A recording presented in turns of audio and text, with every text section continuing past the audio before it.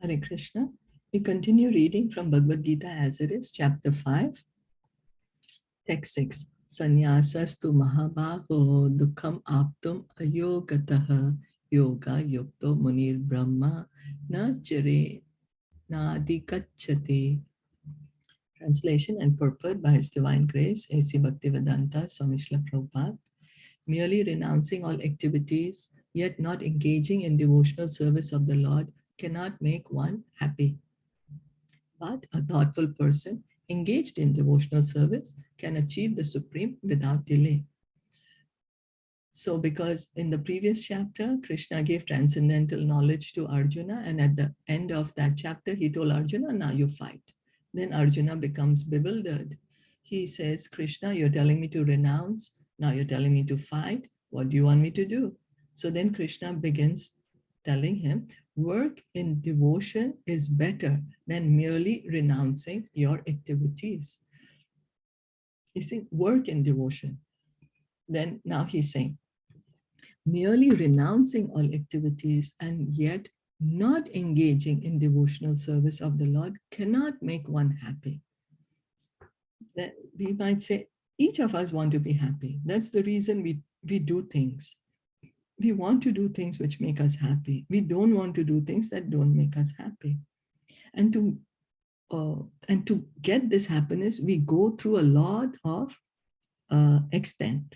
We also go to the extent of that I want to give up this world because this world is a place of misery. So I'm going to renounce everything.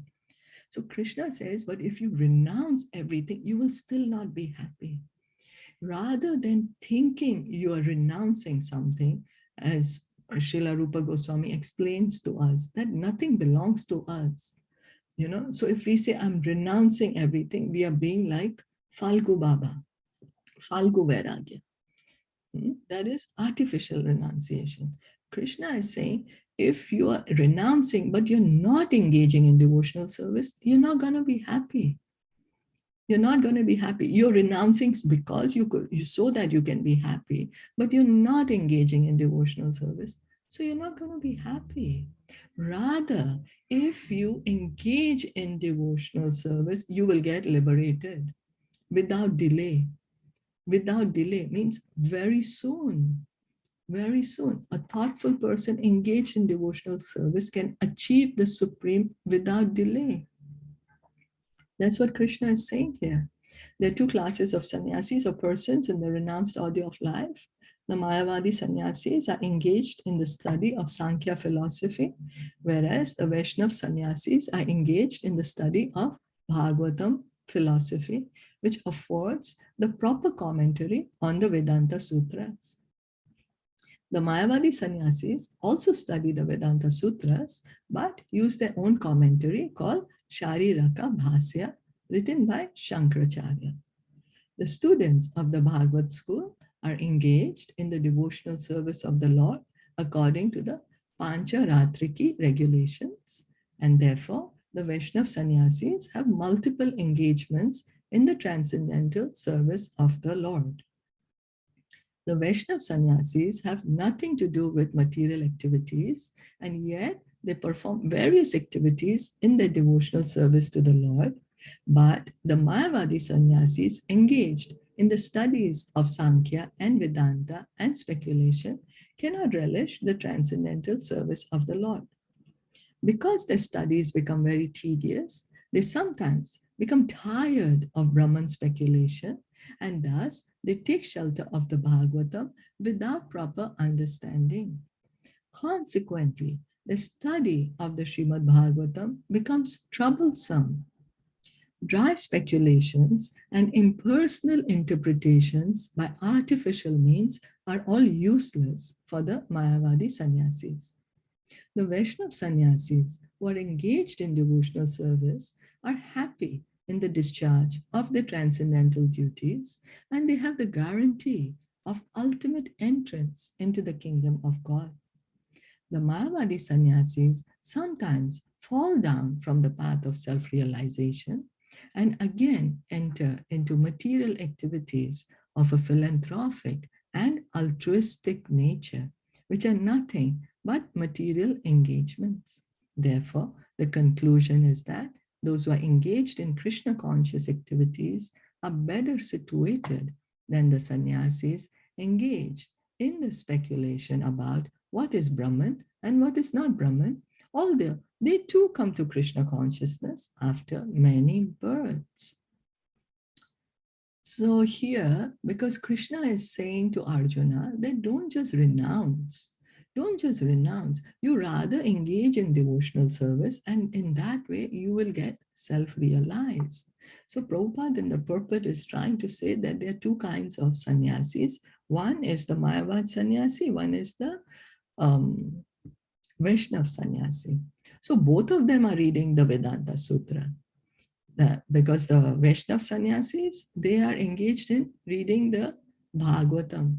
Bhagavatam is the natural commentary by Srila Vyasadeva, who wrote the Vedanta Sutra. So the Vedanta Sutra is written by Srila Vyasadeva, and his commentary on the Vedanta Sutra is Srimad Bhagavatam, and the Vaishnav sannyasis are engaged in hearing, chanting, relishing Bhagavatam and preaching Bhagavatam and living their life according to Bhagavatam. And they're following the Pancharatriki regulations. So in Pancharatriki regulations, there are many services. There are many services recommended for the service of the Supreme Lord. This is all given in the Pancharatriki Vidhi. They are there in the Pancharatriki Shastras is there. So the Vaishnav sannyasis are doing all these activities, but we have to understand that these activities are not material. They are not material. They are performing out of loving devotional service to the Supreme Lord. So when anything is connected to the Supreme Lord, it is spiritual. Because it's being used in the service of the Lord. And when the Vaishnav sannyasi means, a Vaishnav sannyasi means he is liberated. He's already situated on the liberated platform, because a Vaishnav is a very high position. That's the original consciousness of every living entity. Krishna conscious. Vaishnav means he's Krishna conscious. So he's already on the liberated platform. And so he's performing all his activities on the liberated platform. So he's not gonna get any karmic reaction, nothing. And because he's already situated on the platform of the liberated platform, and he's engaging in these services for the Lord, he's feeling very happy. Because Krishna is saying, yes, when you engage devotional service, you will be happy. He is saying that. We just have to hear what Krishna is saying, and we have to follow. Because Krishna is saying, you want to be happy, you engage in devotional service. So happiness is not material.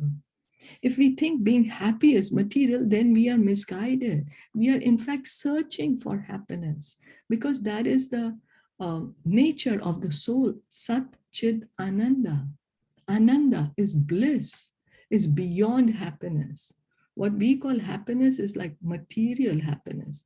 The soul, we are seeking bliss, and Krishna is saying, you will experience this bliss when you engage in devotional service, and you will be happy.